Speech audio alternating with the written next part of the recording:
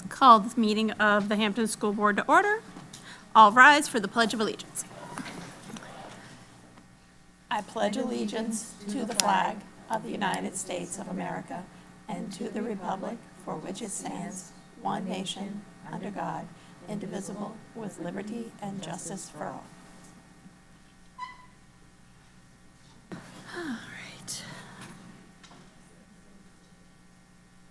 All right.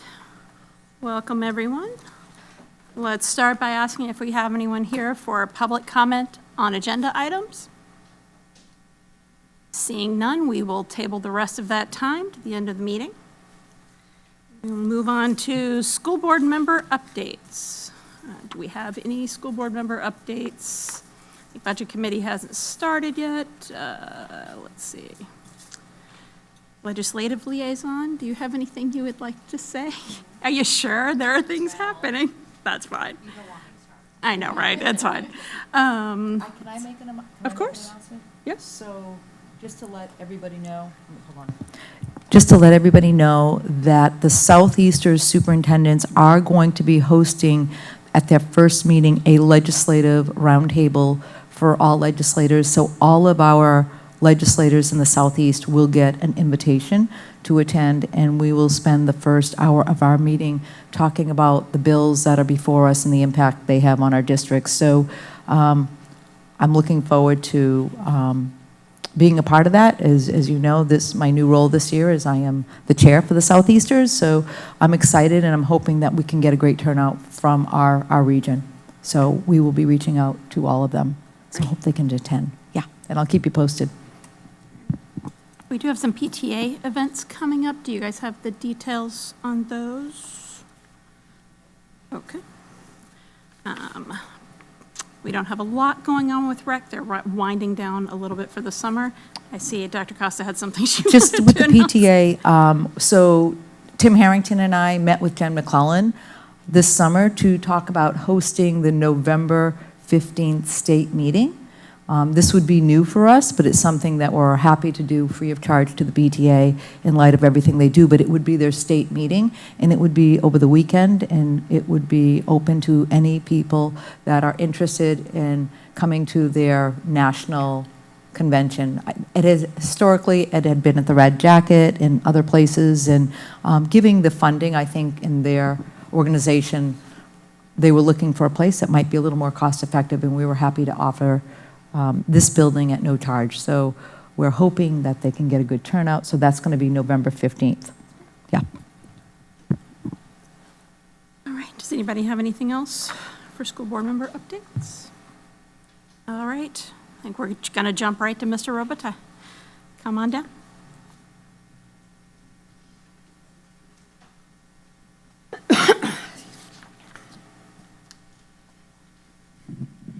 Good evening, everyone. Hope everyone's having a good summer. I mean, the big piece for Center School is another summer of construction. So, I've been in pretty constant contact with Mr. Harrington. I'm sure he'll talk a little bit more about the project. So, we have staff coming in that they can access certain parts of the building. Everyone's been great and patient, with the completion of the project. So, we're just chomping at the bit to get back to normal operation, but we're seeing the light at the end of the tunnel. So, we appreciate his attention to everything going on over there this summer. So, and also thank you to Hampton Academy for housing us again this summer. So maybe next year will be a little more regular. But just ESY went really well. That's one of the nice perks about being over here is I get to go see a lot of our kiddos that are getting ESY services. So good to stay connected with the staff, see the kids. That offers them another regular layer too of seeing me and Mrs. Hayward. So that seemed to go very well from our observations. A big shout out and thank you to all the staff that participated to make that program run. Also have had many staff members do summer work this year, so that is a nice little bonus for staff members if they are able to complete work. Myself and Mrs. Hayward were able to get involved with some of that as well, working on ELA, working on reporting, working on math, getting ready for our new program. So that was great to have staff members come in, donate, spend some time with us and get ready for the new school year. Our center schools Meet the Teacher orientation will be on Monday the 25th from 1 to 2:30. We are asking kindergarten families to stagger their time, which was in my communication to families last week. We find just the kindergarten classes, it's often their first time at the school, so a little more one-on-one time with the teacher. So we had A through L was 1 to 1:45, and then M through Z, 1:45 to 2:30. So we're looking forward to welcoming everybody back to the building. The annual Boohoo Breakfast will go off as normal on August 26th at 8:35, so right after drop-off happens on the first day of school. Myself or Mrs. Hayward will then be outside welcoming our kindergarten parents down to the cafeteria. So looking forward to that. The PTA has been great and met with us several times as they have new event coordinators. So we're really excited, to partner with them and have a bunch of our returning events and hopefully some new ones along the way. We're still looking for some paraprofessional staff, so again, I put that in my welcome back letter for K-2 as well. If anybody, out in the community is looking to get involved with the schools and looking for employment, they can reach out to me directly via email or call the center school office. I'd be happy to talk to them about what the positions entail that we have open. Number of new certified staff and support staff coming on board this year that's listed out in my report. So looking forward to getting them onboarded and into center school and off to a successful school year. And then one other note that I am going to send out to the preschool community tomorrow. I am going to shift the start times of morning preschool and afternoon preschool by 10 minutes. The morning preschool would be starting at 8:35 now, which is the start of our typical school day. The PM preschool would start at 11:50. The rationale behind that is it's just it's kind of an unsettling start at our current start time at 8:45. You have announcements going on, and then you also have classes trying to get to IAs. The hallways get clogged, and it's just kind of an unregulated start to the day for the preschoolers, and then the same thing happens at noon. We have 2 grade levels trying to cross paths in and out of the cafeteria, and it's just hard to get the 3- and 4-year-olds down to class. So just wanted to make the board aware of that. Should not cause any disruption to our normal routines, but just wanted to make everybody aware of that. And that's my report. If anybody has any questions, I'd be happy to answer them. I assume First School is all in on because we do have 1 preschool bus. We're working with them. We're just I was waiting for tonight to make sure everybody was okay with that. No objections, yep. Letter will go out, but yes, we have contacted any events for preschool transportation. Does anybody have any questions for Mr. Rubin? All right. All right. Thank you. Thank you. All right. Mr. Sadler? Hi. How's everybody doing? Good. Okay, not as much going on at Marston Asset Center, I guess. Just a few things are, Meet the Teacher event will be the same Monday, the 25th, but from 1:30 to 3, so a time to pop in, meet your teachers, see your classmates, check out your classroom, and welcome to tour the school, take a look around. Coming up, on Fridays, our emails are going to start coming out, and then on Sunday the 24th, our first Sunday night call will come out to families at 7 p.m. It's just an overview of the events taking place for the week, but those will happen on a regular basis, so just parents and caring adults make sure they're opted in and didn't block anything last year. And in terms of staffing, we're fully staffed right now at Marston. We put the finishing touches on a couple of hires, our ABA Tech for our NEC partner program. That space looks phenomenal. Our Gauge builders did a wonderful job building the learning spaces for our students, and the custodial staff is, just doing the finishing touches on the floor and stuff. But we're ready to welcome in our students from center school. That'll be part of our partner program at Marston. Other than that, we're just looking forward to, start of the school year, opening it up and ready to hit the ground running. Open for questions. All right, have a great evening. Thank you. Easy night. All right. Dr. Campbell. I think his is going to be a little longer.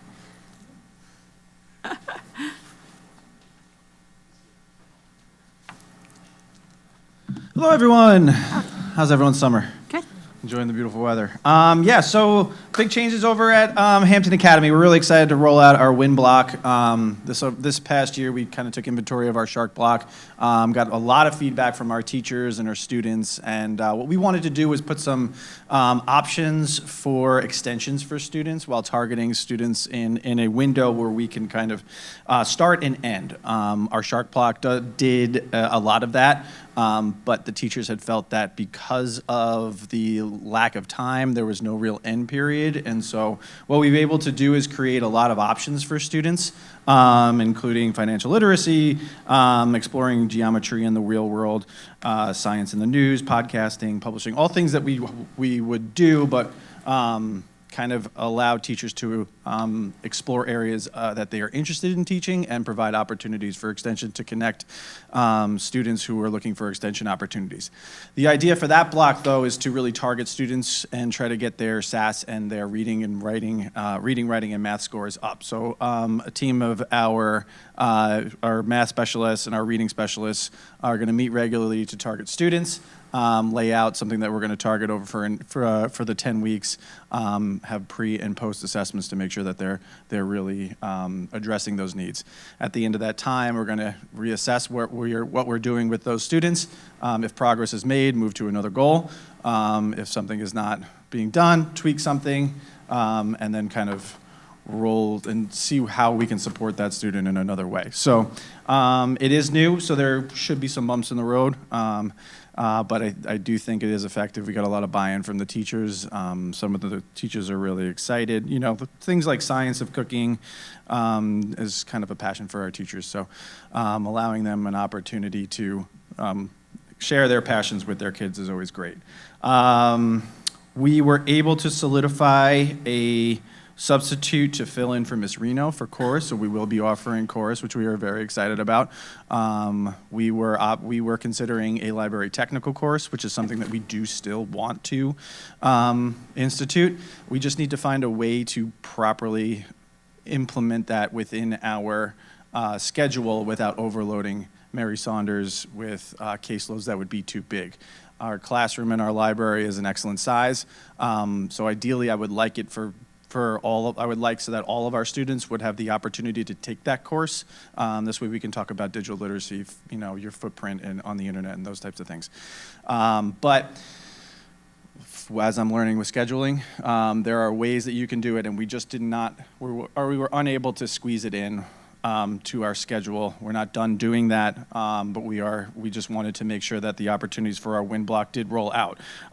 We do have a substitute in for Miss Reno. She is going to take over the lesson plans that Mrs. Reno had provided for us. She has been a substitute in the building for a long time. She's one of our top substitutes too, so she's consistent, and then providing a consistent face within that was going to be great. Unfortunately, we won't be having any winter concert, but Kim Reno is going to be coming back ready to go for a spring concert, so I do expect some good things.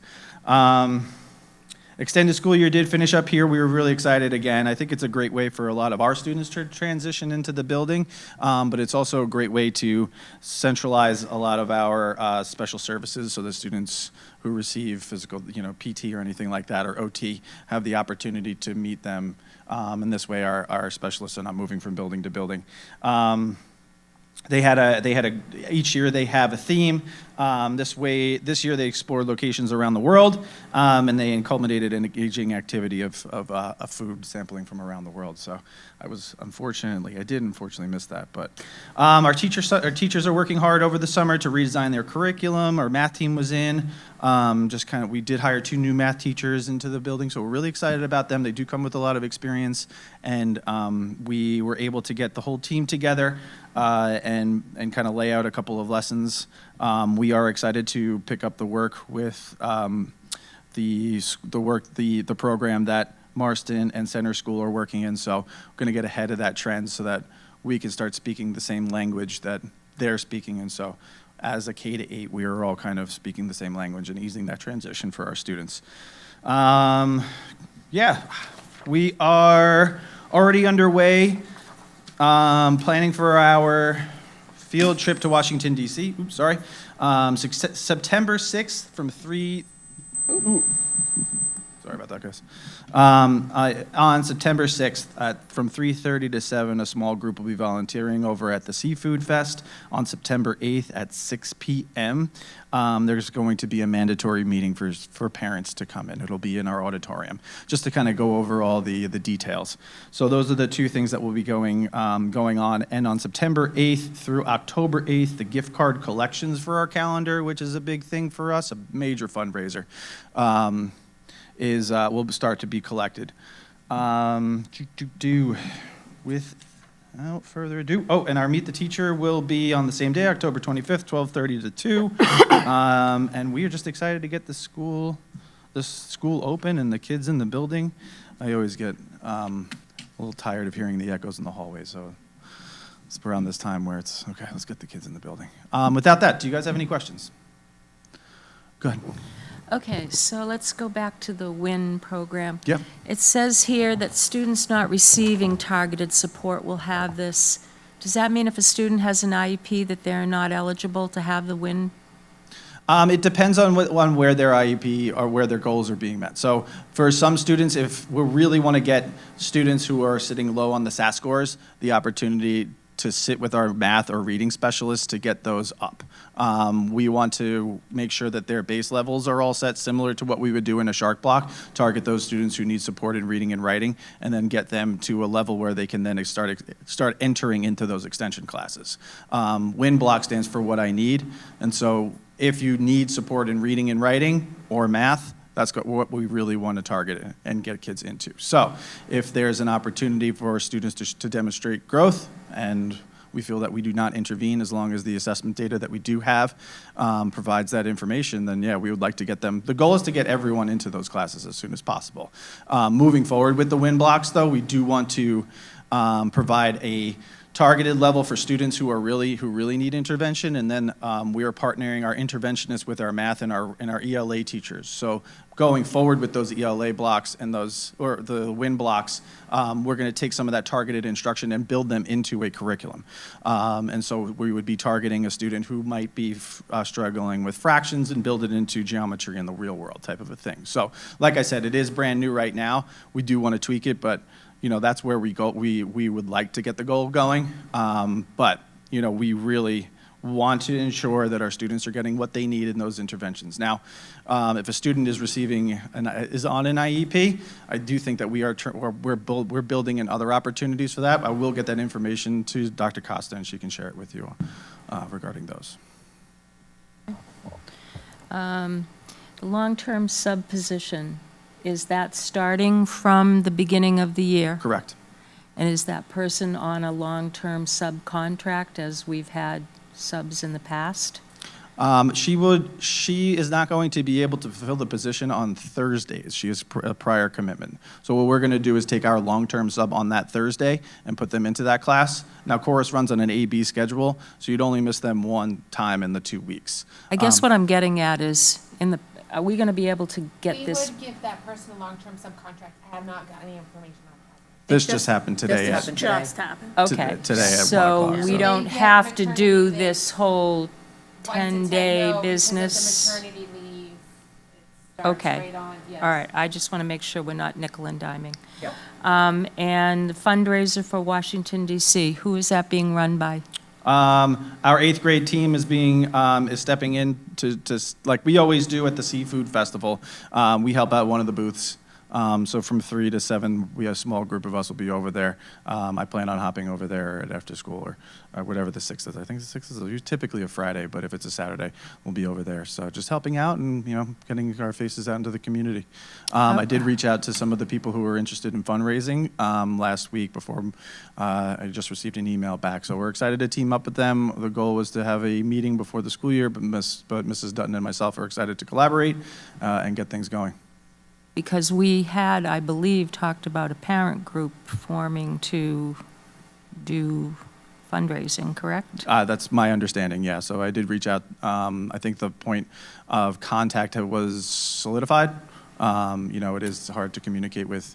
There are so many people who are willing to volunteer. For me, it is hard to communicate with a lot of people. So I did ask them to kind of have a point person who can lead, so I then can lead the conversations with that one person and kind of get them going. But they are very motivated, and so are we.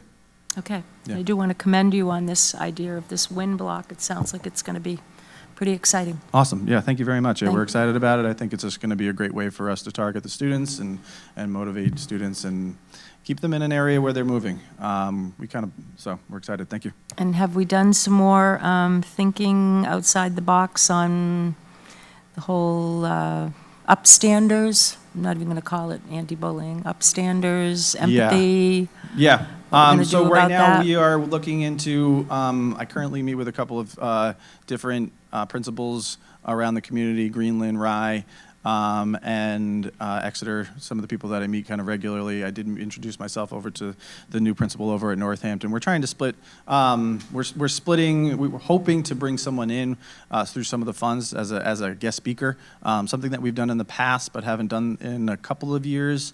And so really kind of targeting that. Within our schedule, you can see that we're going to have community time, and so we're really trying to work with organizations to build in community events. We have a new daily agenda for students, and each one of them comes with a theme, a weekly theme, and so that's something that we're going to bring over the morning announcements. But what the community time will allow us to do is really kind of invest more time in our advisory program into those certain themes and teaching empathy and respect. We have a meeting scheduled for next Tuesday with our Universal team. Our Universal team was pivotal last year, just laying out our Tier 1 support for our students. We resulted in kudos cards sending out, Students of the Month, really laying expectations out for the students, so laying the base level of that. And so at the end of the year, when we processed all the data that we had, the themes for this year are going to be empathy and respect. And so I don't have anything right now because has been such a good collaborative approach. But yeah, I think moving forward, those two things are going to be something that we're going to be driving home, and something that we're hopefully trying to lead the way as far as upstanding and making sure that we speak up for other people.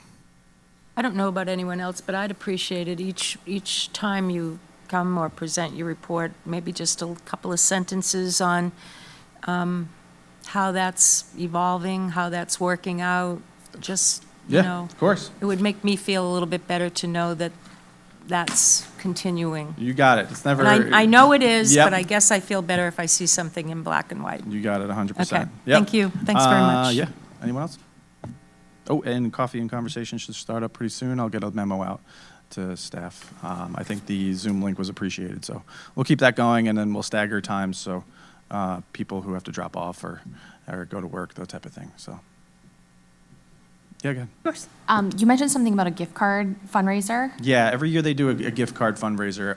What we do is we accept donations from people, and it's kind of like an advent calendar in a way. So they draw a hat, and then you win whatever that gift card is the day is. So Tuesday, November 2nd, whatever it might be, you could win a $50 gift card to the Galley Hatch or something like that. And so if you buy the calendar from a student, then you have the opportunity to win, that type of thing. So yeah, it is. And the funds from that, do they go to the overnight trips for anything, just the school in general, anything specific? That goes directly to the students, I believe. Let me get the Yeah. for specifically, but yeah, that is I believe directly it towards goes to the the 8th grade student trip. who sells the calendar. It does, Oh, yeah. okay. Yeah. So it's, For the- and it's great because there's typically not just one gift card on one day. The community really donates quite a few. So I won once and it was like $5 to Dunkin' Donuts, $20 to the Galley Hatch. Yeah. Like it was, there are a bunch of gift cards. Yeah. And so, yeah, But an but eighth then the grader will find you. funds on the Oh, they go school to, they side. go to the DC trip. To the DC It's trip. for Yeah, the DC correct. trip. Yeah, Do these you are all, ever- these do are the. you work with the Chamber of Commerce on that at all? I can't. We received a lot of donations. I can't remember exactly where, but do believe the Rotary Club, I think, is one of them that came over. So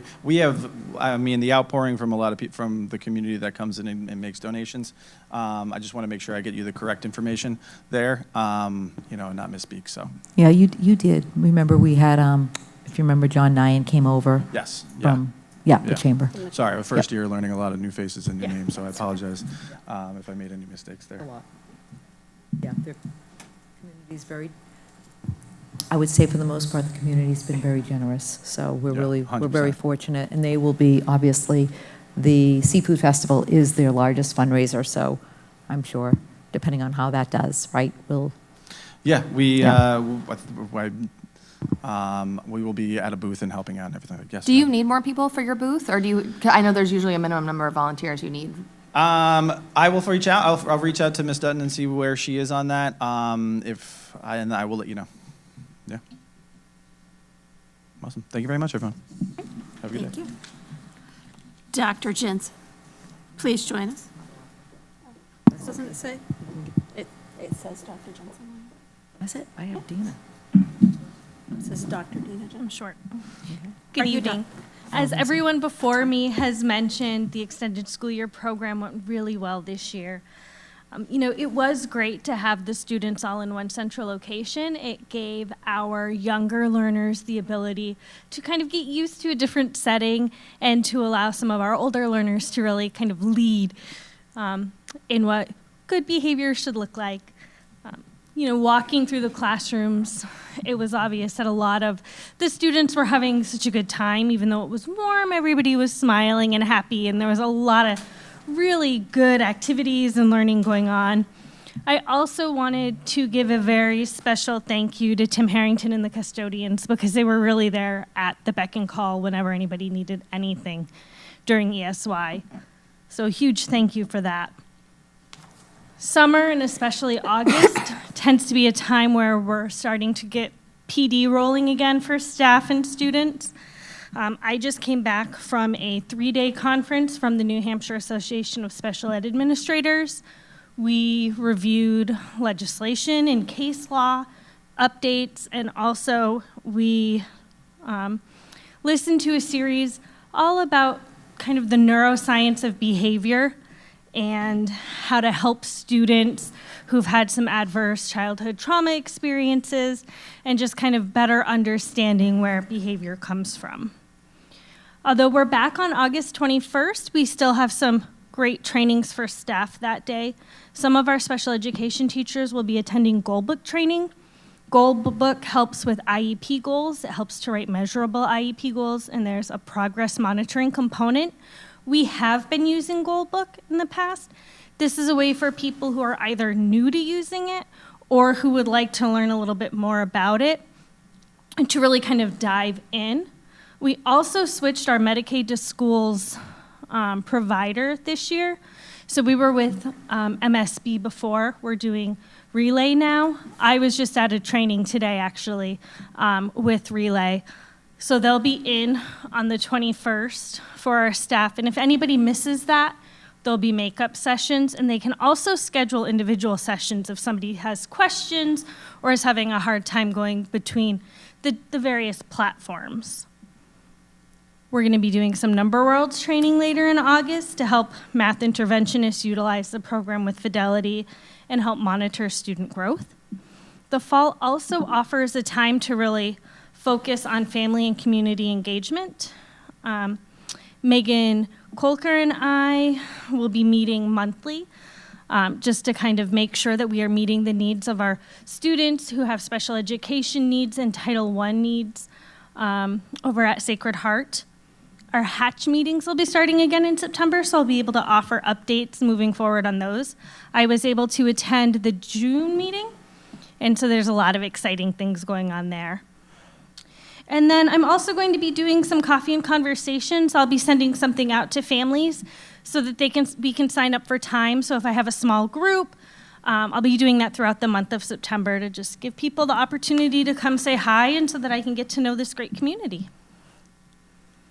Any questions for me? I was just wondering why we switched the Medicaid to Schools to Relay? MSB is quite expensive. And a lot of the local districts have been moving away from them over the past few years. Okay, thank you. I just want to thank you for your detailed report. I really appreciate that. And I'm really excited about that we're going to be using Number Worlds. That is the accompaniment to the Everyday Math program. So again, it's a way to align our teaching of math and to make sure we're meeting the needs of all of our students. So thank you for taking the lead on that as well. Great. Thank you. All right. Tim Smith, please.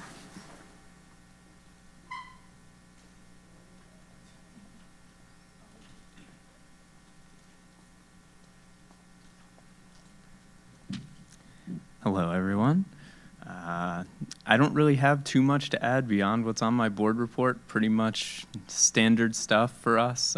Just trying to get things rolled over to the new year, start getting things rostered. We have a couple new programs that we're trying to make sure that we get assigned to the proper people. We were also working on removing some of our older programming that we're no longer using. Been meeting with a few vendors about a variety of free resources and things like that that we're trying to look forward to implementing throughout the course of this year and potentially the coming year. But beyond that, that's most of what we've been working on right now, rolling over Chromebooks for our students at each of the schools. And that's pretty much where we're at. So if you have any questions, I'm here. So I have not a question, but something to say sort of to the board and to the community, just sort of related to Tim, not anything specifically about Tim. During, I know, I'm not necessarily making it better. During COVID, we switched to a model where we are one-to-one with all students with Chromebooks. That includes our youngest students. And two things. Number one, I do routinely hear that they are very much not used, that they pretty much sit on the racks at center, which I think with budgeting coming up and sort of tariffs and increases in costs for Chromebooks, I think isn't necessarily a great use of resources. And also, I think we should have conversations going forward about whether we think that we want, particularly our youngest kids, to have one-to-one Chromebook instruction and have that tied into our curriculum. And I don't necessarily know what would be the right way. This is certainly not a directive from the school board. This is a personal opinion, but I do think that it is something that we should discuss and consider going forward. I would love to hear, obviously, what Center School would have to say about it, but Absolutely. also our parents, Yes. to see what kind of community feedback we would have. I know last year, when we read The Anxious Generation, there was a lot of conversation about technology in the hands of children and how we were feeling about it. We know that our new governor has implemented a bell-to-bell, no cell phones, right? So there is a lot of moves in the state to try to preserve the youth and their screen time. So it would be interesting to talk with colleagues around the state, but to hear from, obviously, Mark Robitaille, Jamie Hayward, and the staff, but to also to hear from our community members, our K2, and perhaps even to have, Patrice Baker, who's working with the youngest of the youngest, to hear what they have to say, because those are the children that will be entering, right, Center School as kindergarten students. So it would be great to have maybe some of those community forums and conversations. My only concern about that is we did put in policy that, or in place that if we have so many snow days, that after that it was at home on the computers remote days. So that's the only thing we have to think about, because we do have to be able to have them have access. I think there would be a lot of things to Right, think so about. that's the only one This is a concern multi-part issue. Yeah. And I'm in no way suggesting this would be for this year, but that we could look at it related to budgeting, we could look at it related to curriculum for next year. I mean, I don't know. It could be that the teachers at Center would say, absolutely not. We need these and we use them and they're an important part of our curriculum, and that's its own issue. But I would be interested to know what they have to say about it and to kind of think about this as we go through budgeting. I think it's a great thing to add to our strategic plan. I think that's something that's going to come up in my report. And it could be something that, obviously, you and I could talk about and think Absolutely. about the best way to move forward on it. And just to, if nothing else, this could be a year of study to collect information. Yes, absolutely. Does anybody else have any comments or thoughts? Or, I mean, we're definitely not voting on anything. I'm not making a motion, but. Yeah, and I don't know if Mark, Mr. Robitaille, you have any initial thoughts or feelings. I'm not trying to leave you out of the loop. And for that matter, surprise. Obviously, and also to you, Tim as well, right? If you have initial thoughts too, as we think around the state about what schools are doing. Yeah, I mean, I'm always happy to entertain conversation, and I understand too the budgetary constraints. I'd say our first and second grade classrooms do use them pretty regularly for curriculum. Not only assessments, but tools that come along with like our Dibbles package. So, adaptive programming that aligns with student assessment that is tailored one-to-one. Kindergarten would be the grade that I'd just, like to kind of have a conversation about if we were looking to cut one, an area. Maybe they don't need to be one-to-one. But I do know my first and second grade teachers, do use them at an appropriate level for that age level. I don't think any of our age level, or any of our grade levels are overusing technology, but I do see the importance for the programs that we do currently subscribe to for those grade levels. I think kindergarten would be happy to kind of talk a little bit more in detail about how they use them or don't use them.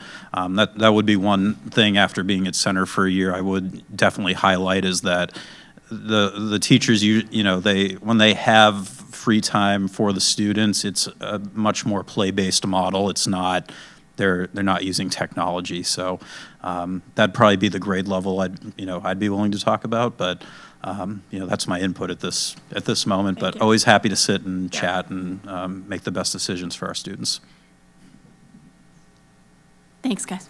Sam, did you want to?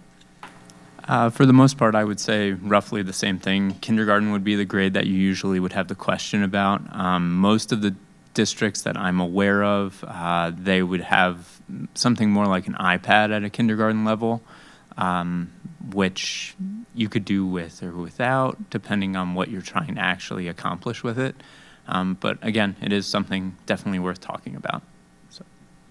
Thank you. Sorry for the surprise. All right, Mr. Harrington, come down, please.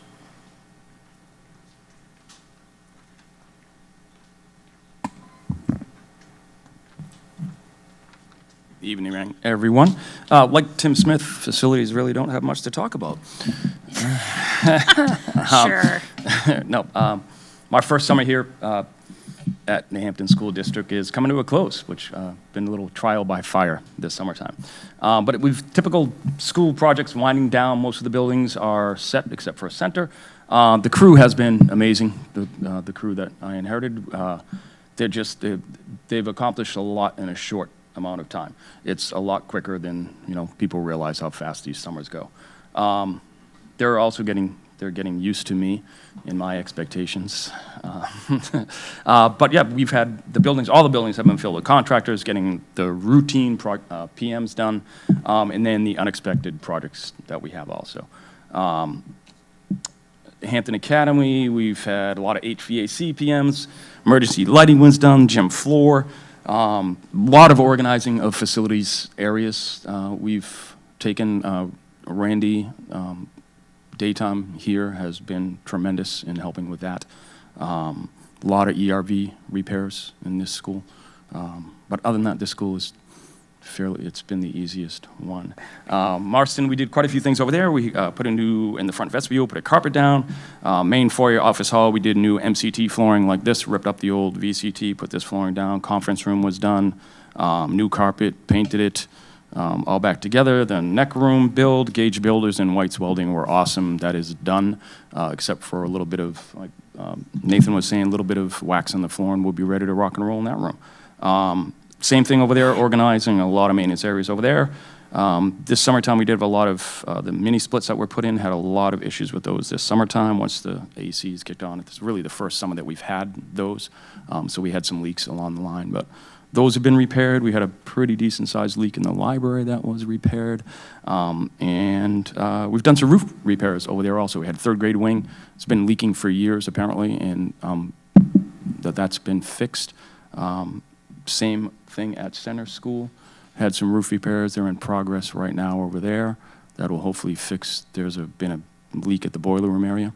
That'll be fixed up.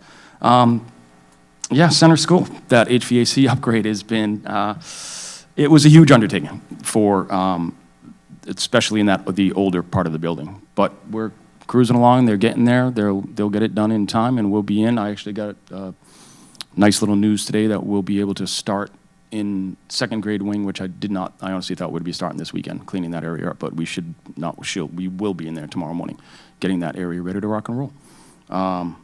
yeah, we're on track over there. We did have, the new heating system was put in the neck room over there too. That's done. We just they took out the old radiators and put in new ceiling heat. So that's done. Yeah, there's been a lot going on. Questions? What was the source of the library leak? It was a three-way valve. It's old. Yep. Yeah, so, and it was leaking pretty significantly. We just happened to walk in it one day with 2 tiles on the floor. So, yeah. But Palmer and Sickar's been great. I have them on speed dial for everything, yeah. They now, when I call, they say, "Hi, Tim."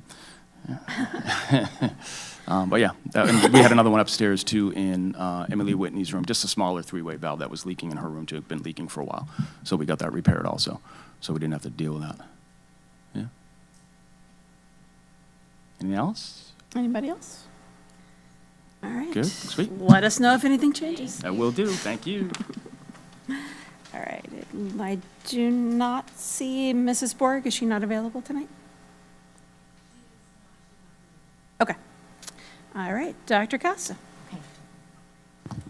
So just a few things in my report to highlight. I don't want to be redundant, so I'm going to share with you that we do have a contract with Demonstrated Success, and you have that in front of you. Included in the contract is we have a keynote that'll kick off the year on that Monday, and their focus this year is specifically going to be on differentiated instruction. And you're going to hear a lot about that tonight as we talk about math scores, and you heard Principal Dr. Campbell speak about what I need time, and it's really about ensuring that we are meeting the needs of all the students. So there will be an increased focus around how do we take curriculum and extend it for those students that are working above level, and then of course how do we modify it for those students that are working below level, and that's done through tiered lesson planning, that's done through some of our Title I supports, it's case managers, it's kind of an all hands on deck approach. So Demonstrated Success is going to work with some of the teachers that might need a reboot on those practices.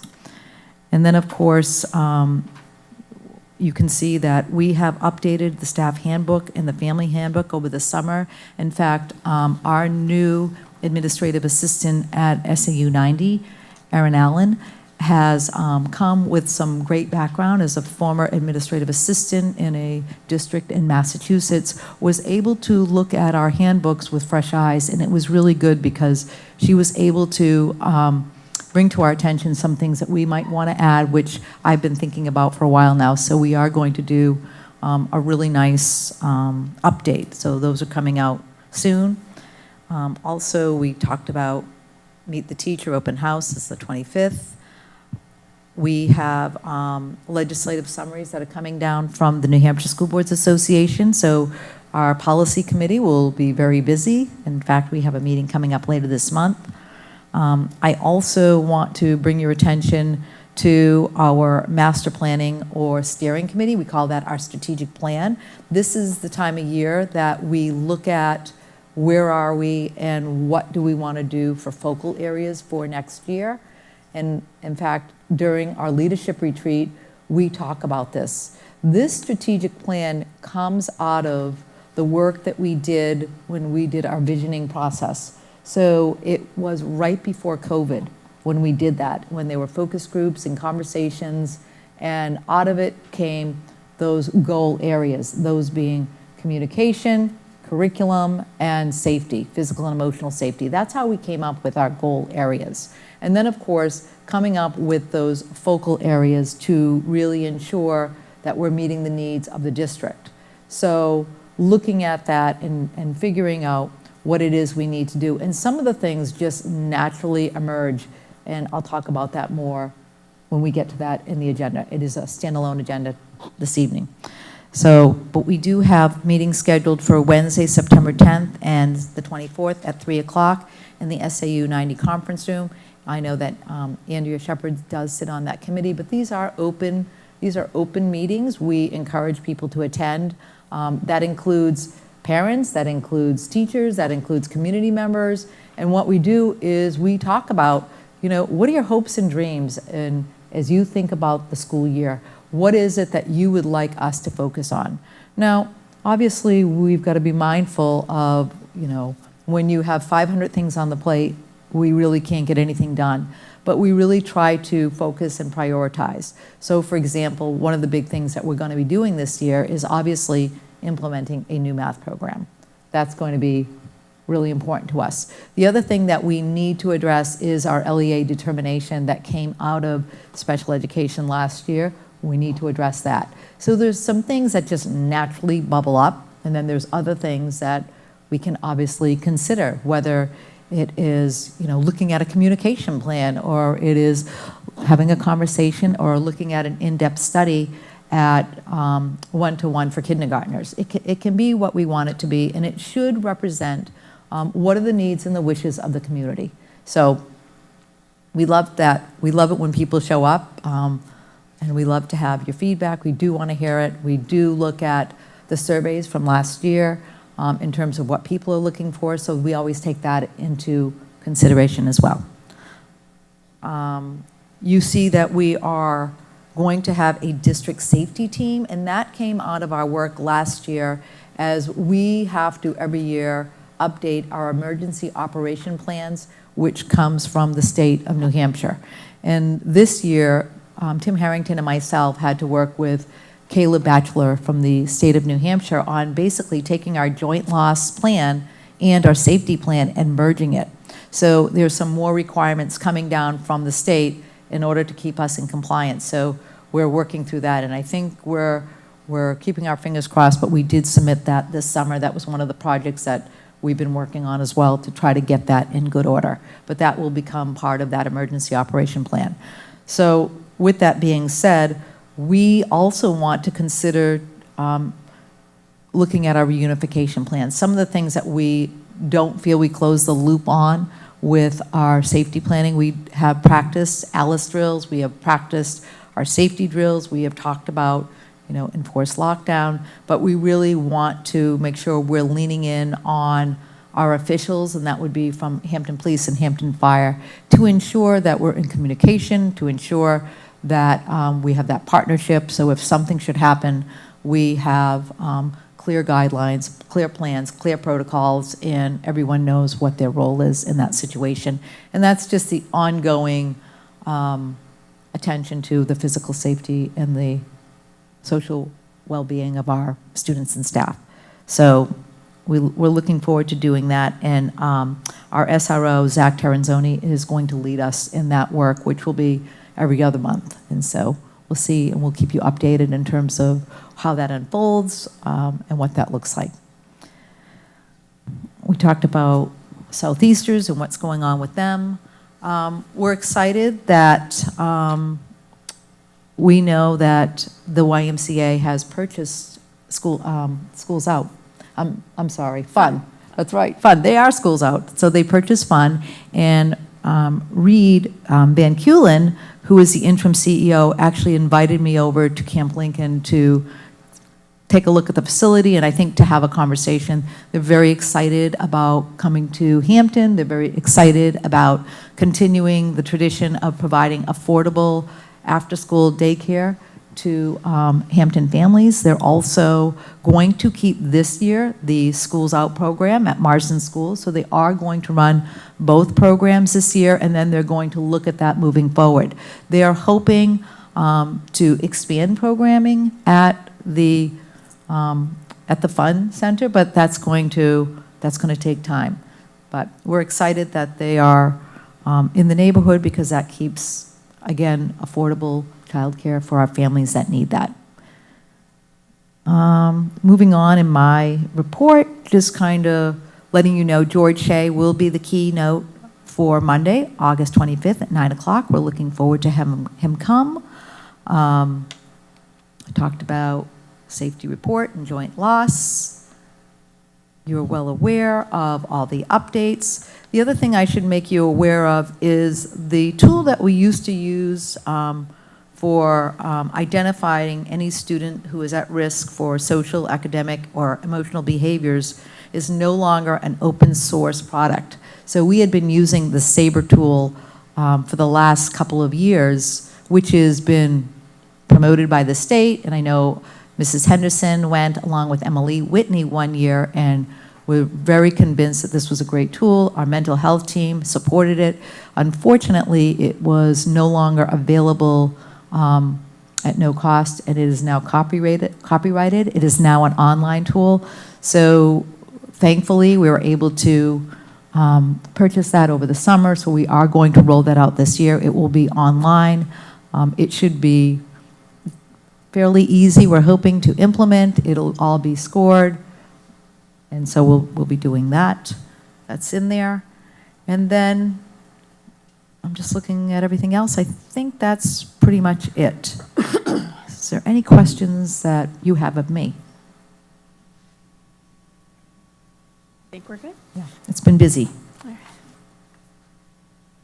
right, are we ready to slide over to strategic planning and goals? Yep. Or do you want to do data? What's your preference? I can do I- either one. Oh. I don't have an opinion. All right, I If you can, want to sort of take a break Yeah, from no. talking a little bit and let the principals go, it's up to you. either way. I just know that sometimes they like to, Yep, do it, come. Okay. So we're going to do data presentation. because it might make sense once you see that, and then you can kind of get a Sure. sense of why some of my goals are what they Okay. are. All right, Be a nice segue. come on down.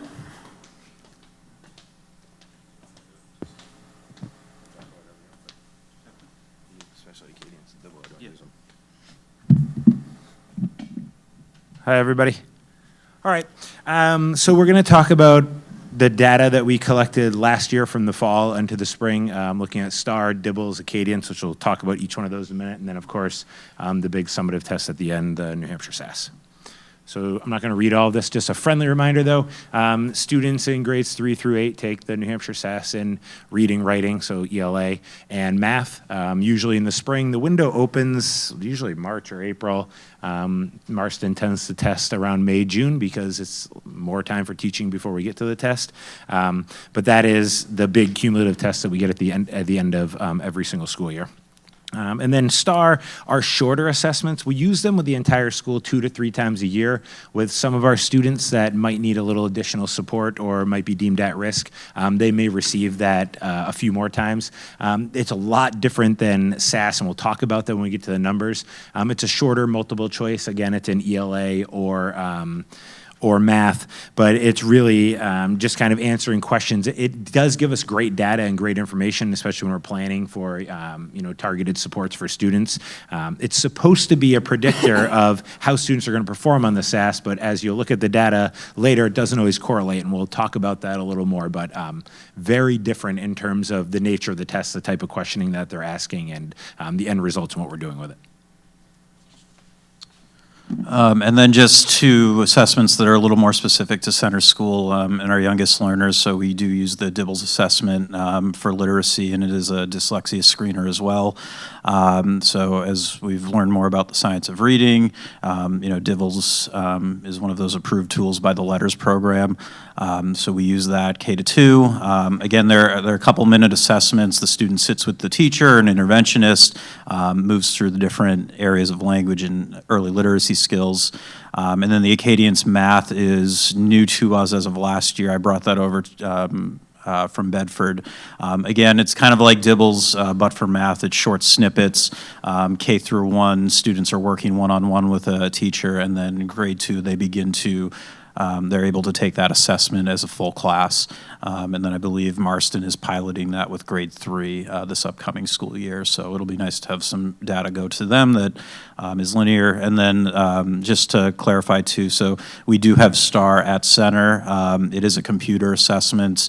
I don't feel it's appropriate for kindergarten, so I removed that for last year. My first graders take it in the winter and the spring, and my second graders take it fall, winter, and spring. So just to clarify when they're taking those assessments.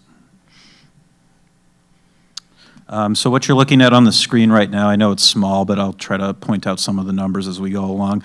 So this is our Dibbles data from the fall. So, some really exciting stuff. I think we've even before I got here, Hampton has invested a lot of time in the science of reading. A lot of staff members have gone through the letters training. Most of my staff is letters trained at this point, which is fantastic.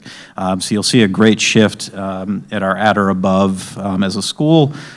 For proficiency level, we went from 60% in the fall to 81% by the end of the school year. And then I'd also like to point out only 6% of students were well below benchmark. So, taking into consideration all the students that are, on IEPs or in intervention, to be only at 6%, well below, I think that speaks volumes to the hard work that the staff has put in over the years, to become more equipped in educating our students in early literacy. And then I'd also like to point out our kindergarten numbers too, which I was very impressed by. They went from 63% at or above in the fall to 92% in the spring. So that's just a really great foundation for our kindergarten class to build upon. So, Martha Dunham has come in as our reading specialist, doing a great job with Zoe Dukowski as our reading target assist teacher. So I'm really happy with that team and looking forward to taking the next step into next school year. So this is some of our STAR data. So up at the top, you'll see grade 1. So we're kind of stagnant with our ELA data, but again, this is the first time they're taking the STAR assessment, so it is timed. The students have only so much time to answer the question. It's their first time kind of on a computer adaptive test, so it's not shocking. I feel like I saw similar, results in Bedford when we did a same procedure. We'd start first graders in the winter. Their math scores did improve a little bit from 71 to 75% proficient. Grade 2, again, a bigger jump, 60 to 73%. And then math, again, the math scores, I'm going to talk a little bit more about that this evening. I also have the Math Acadian scores, which kind of stayed stagnant school-wide, 65 to 62%. Again, first time Center School's been using Acadian, so also getting staff used to the testing program. That was kind of a little bit of an undertaking in the fall, but people are more familiar with it, as we enter year 2. So, we're going to continue a lot of the same stuff we're doing with ELA. I feel like, based on what I learned in Bedford as an administrator, we're doing a lot of good things in Hampton, to continue focusing on the science of reading, going into, the K-2 classrooms, seeing language drills to warm up. It's just a very systematic approach to literacy. The teachers do a really great job engaging the kids, even on some material that might not be as exciting. A lot of it's the presentation and following the program. So like you saw with the data, I'm very impressed with the direction that we're moving in. The math is what I wanted to talk a little bit more about tonight. Obviously, we're starting everyday math and number worlds, which spending 1 year at Center School, there's a lot of inconsistency with how math's instructed, which I think this is going to help with that. You might be in one kindergarten room or for whatever grade level, and you might be seeing different things. So I think having the program K-5 is going to offer a lot more consistency and a research-based program. And then the number worlds piece, we're excited that we're able to get that as well. That's used pretty heavily around the state of New Hampshire, accompanying a lot of different programs, but it really was designed by McGraw-Hill to accompany everyday math. So looking forward to being able to use that with our Tier 2 and Tier 3 students because it does mirror what everyday math is doing, but at a level that's differentiated to where they are at. And everyday math does a good job as well, offering differentiated lessons per lessons so that teachers, if they're doing small group instruction, can go this way or that way with the students that are sitting in front of them. We restructured our master schedule. We did have a win block last year. Only problem with our intervention block was if a student had X amount of services, they might not be able to get math at a certain time. So we have restructured the schedule to allow for an ELA win block and a math win block. The math win block will cozy right up to the math block, so the students will get whole group instruction, and then if they have been identified for Tier 2 supports or they're on an IEP for math services, they would then go with their interventionist or their special ed teacher, to continue on with the lessons for that day. So, and that would leave behind the students with their regular ed teacher that are at or above grade level, so they then have a smaller group they can tailor their instruction to with less kids in the room. So we're looking forward to, big shout out, we started a scheduling committee this year that's, even at the early elementary level, it's no easy jigsaw puzzle. So I'm looking forward to getting that started this year. And then another observation of mine, I'm going to start working with grade 2 this year on their PLC model to be a little more data informed. I've restructured, when I was in Bedford, I restructured their PLCs. My grade 2 team's ready for something like that. Eventually it will be school-wide, but it's just a little more of the do-for model, really focused in on the data and how to improve in targeted areas to hit overall overarching big goals for the school. So 1 year under my belt, I feel like we're in a really good spot with ELA. It's now kind of the math that I feel like we need to kind of ramp up, supporting our teachers and making sure they have everything they need to move our students along. So I didn't know if anybody has any questions, thoughts, or comments on Center Schools data. I think we're good. Thank you. Okay, thank you. Okay, so STAR at Marston kind of flatlined on a lot of grade levels. Again, our reading went up. We're seeing that across the board. You'll see it with SAS as well. I think as Mr. Robitaille was saying, the adoption and implementation of a program is coming at a very needed time, not only for the K-5 consistency, but for us the 3 through 5 consistency. And for those that have been around, we tried to use a math program years ago, but only 3-5 was using it. So a lot of our students were coming from center school without the language and the skills, and it was challenging for our third grade teachers, and it just kind of fell apart after some time. So we're excited about that. You'll notice, again, STAR is supposed to some extent, give us an indication of how students are going to perform on New Hampshire SAS, and it doesn't always.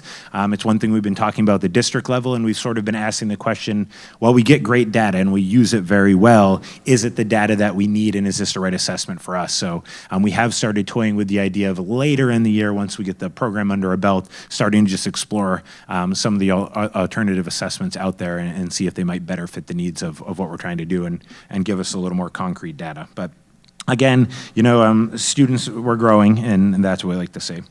So SAS, if you look, you can look at this many, many ways. You can look across grade 3 and be like, oh, however, a third grader's been doing. The color coding is because those are cohorts of students. So in 2023, those third graders then, obviously went to 4th grade and 5th grade, so you can kind of follow the waterfall down.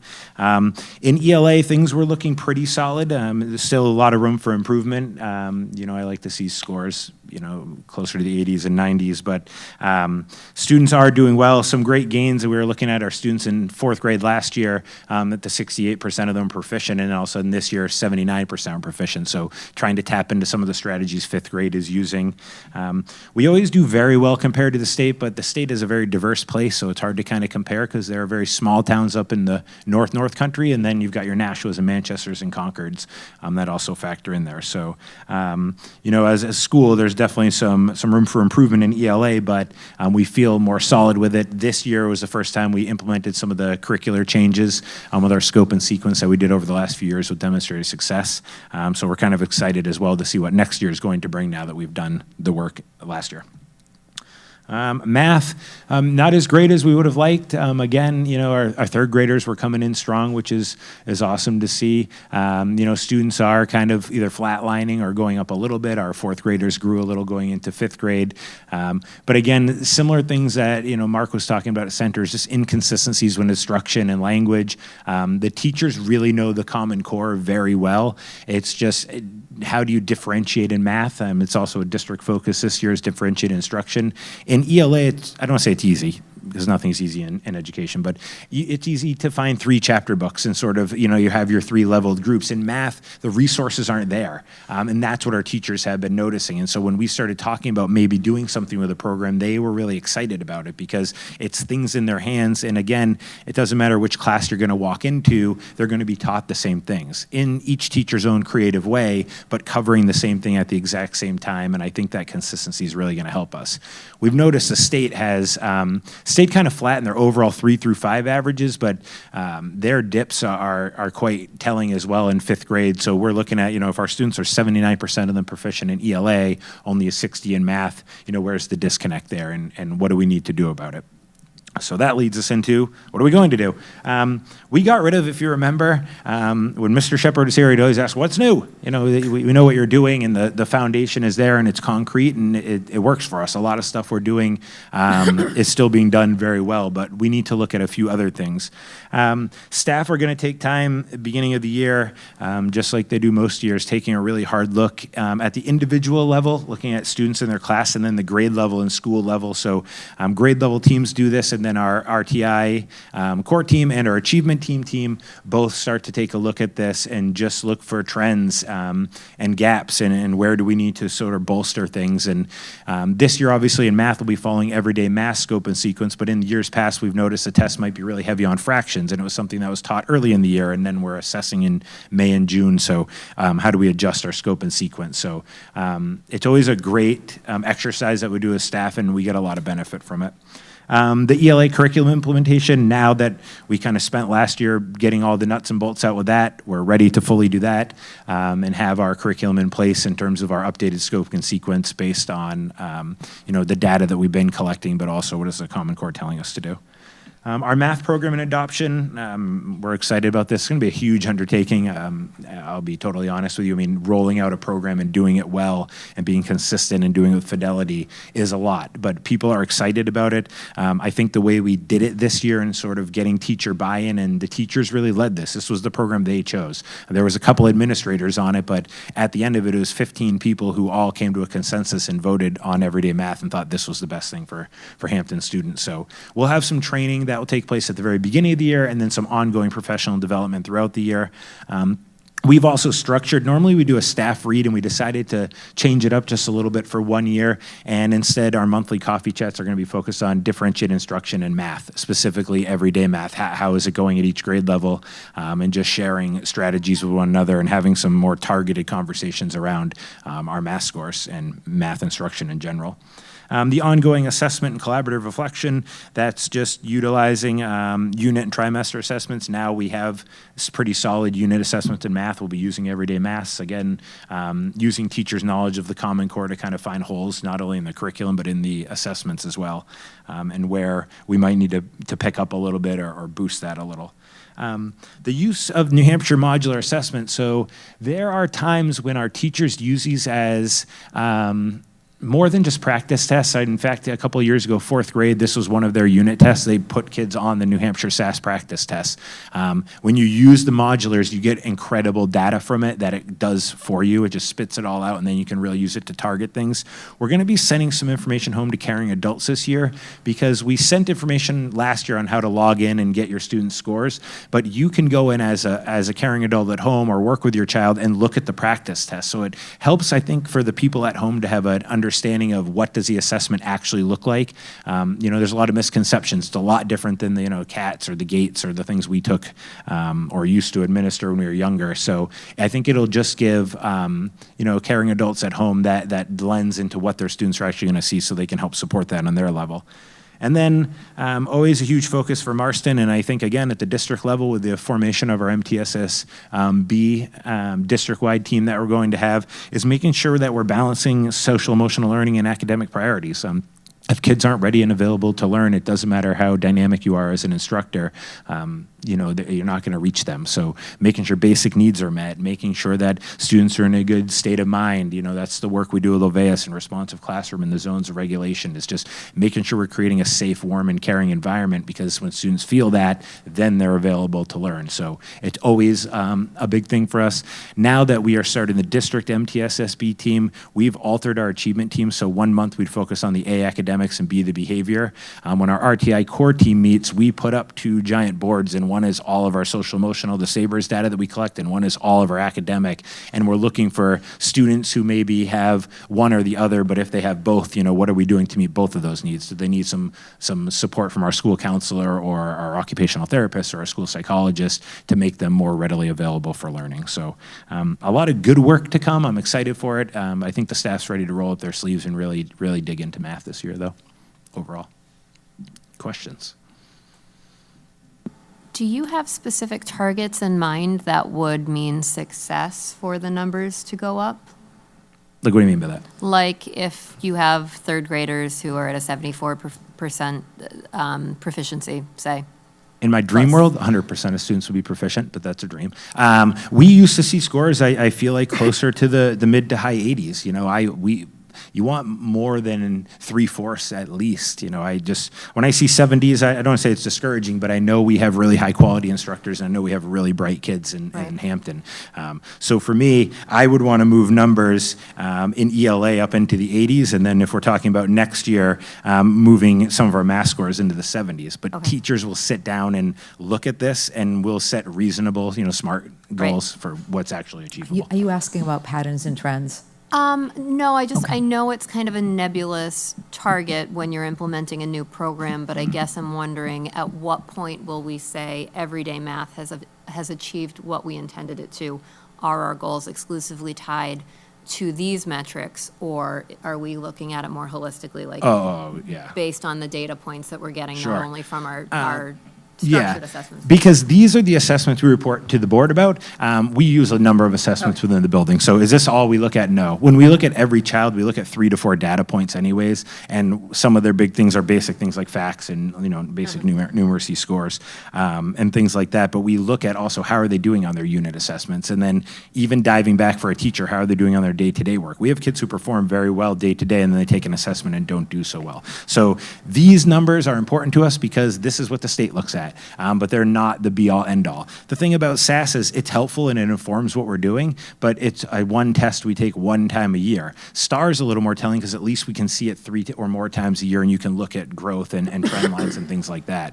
And then with math assessments or the trimester assessments that we do in ELA, that data is used as well. So this isn't the be-all, end-all for us. It's just one of the bigger measures that we're held accountable for. Okay. I think we're good. Thank you. All right, I'm going to go in the opposite direction. I'll start off with our New Hampshire SAS. And so, again, just like Mr. Sadler said, this is our data here. Again, I like to look at it kind of in the cohort way, going down by color. As you can see, we're statistically above the state average. Like Mr. Sadler had said, we want to see everything in the 70s and the 80s growth-wise. But school-wise, being above average, state average is excellent. But, I think the main focus for this year is going to be really driving in those data points, really working with our Tier 2 and our Tier 3 students, using that time in our win block to target where these students are. Over in our math department, again, we're seeing the same things also as far as our proficiency grades. We have, we're again above the state, but ideally not where we are. And so what we really wanted to do was we spend a lot of time with our RTI team, but really kind of laying out that our RTI program was not really doing what it needed to do. This year we focused on making a change into what we wanted to do, and I think we'll start seeing the reflections in the coming years. And so for our STAR data, this is, again, like Mr. Sadler had said, normally we'll take a look at the fall and the spring. And noticing in the fall and the spring data, I was kind of taken aback at why all the data was kind of going down. And because our STAR and our SAS scores, our tests are administered in the same time, I was wondering, is it a testing fatigue type of a thing? So when I pulled out the winter data, what you can see is that we're kind of either consistent or growing in some areas, especially in our reading in the fall and the winter. And so as I'm going back, I kind of solidified my belief on that and really kind of looking at that, right as we started our math assessment, things just kind of all happened for us in our spring. We had the math assessment, then we had ELA assessment, we had spring vacation, we had the trip to Washington, D.C. And so what we really want to take a look at for next year is how we're planning this and making sure that our students aren't taking the STAR exam right before the Memorial Day weekend, which was probably bad planning in that time. So hindsight's 20/20 on that.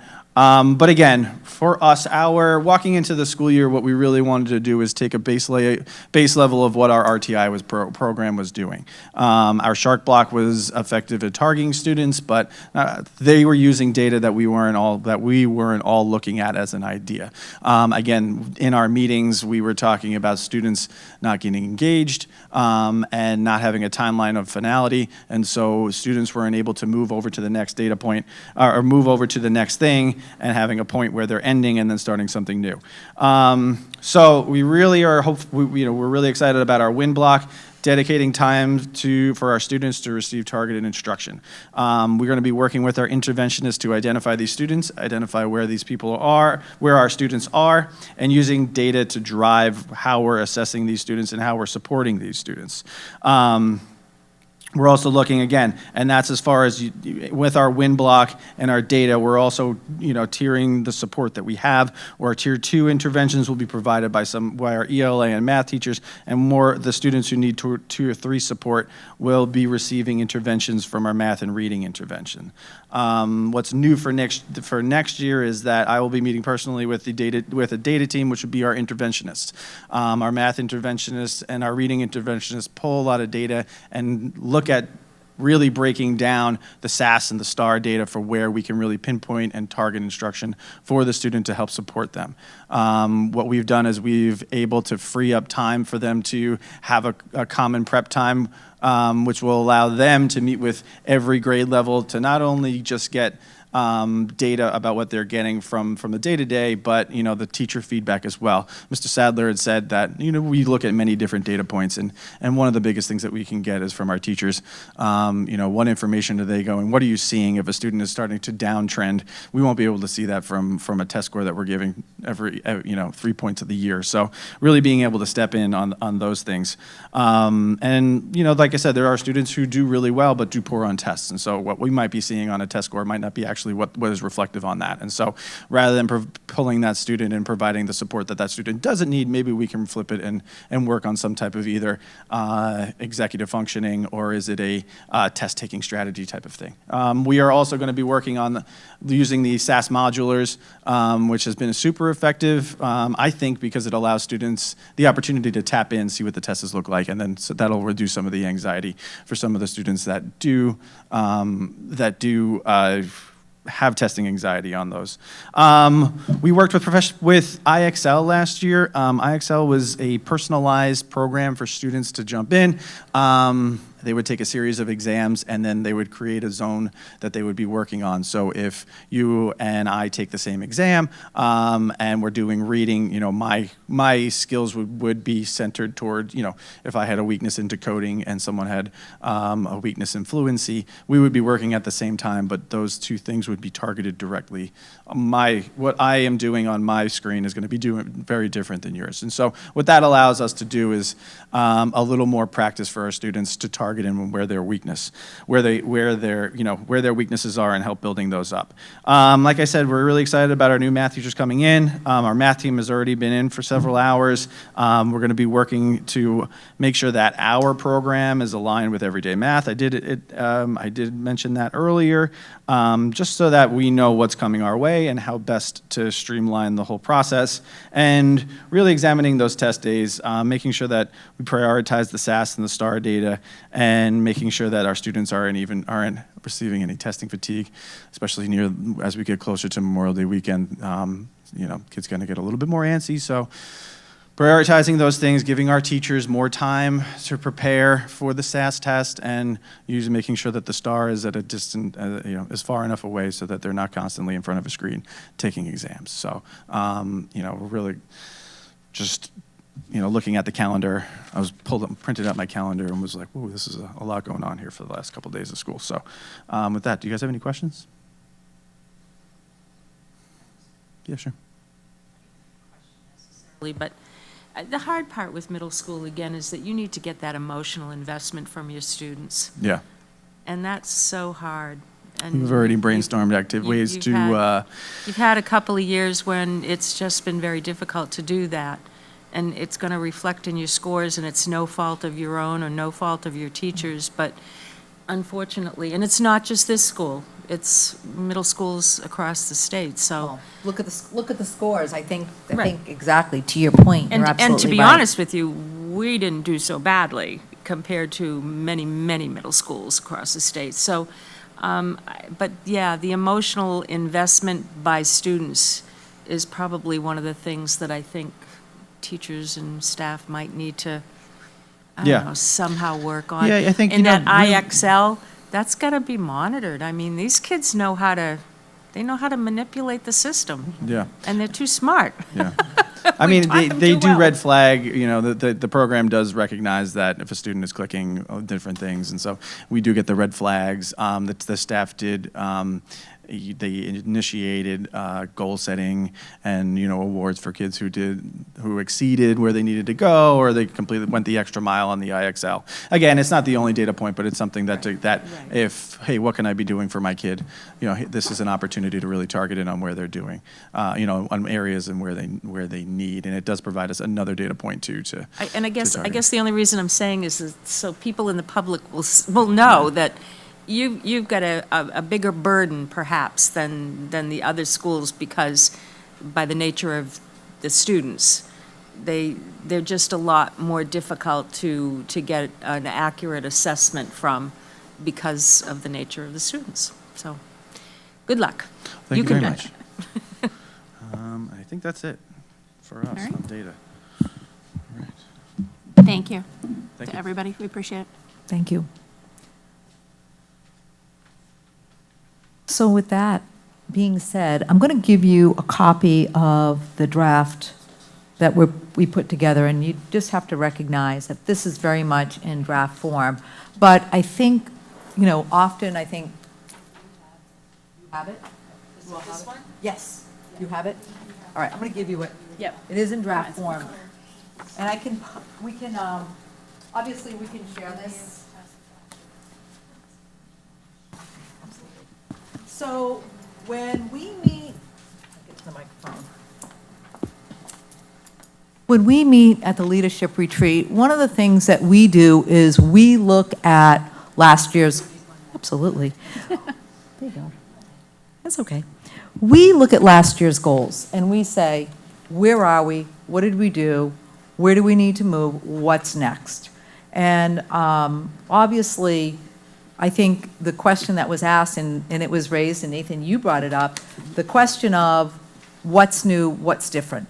And we take that question to heart because our goal is to make it better for children every year, right? And we are going to try to move the needle on what we're doing. So one of the first goals we have is specifically around communication. And one of the things that we want to do is improve our parental support for learning. And we heard some feedback on that, and you can see there's some actions that we are considering at this time. This is all in draft form, all for conversation, all for you to provide input on, and for us during those meetings to have conversations so that we can prioritize and to establish some clear goals for this academic year coming up, 25-26.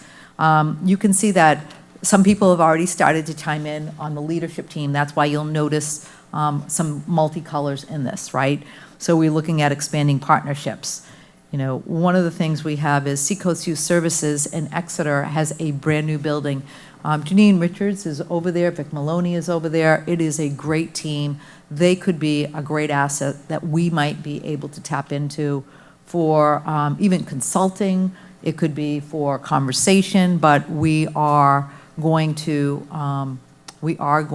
collaborate with them. I know that Mrs. Antico, one of our consultants, went to the ribbon cutting this spring. Angela Bowen has been over there, and also Emily Fixler has already reached out to them. So we're already starting to make those natural connections.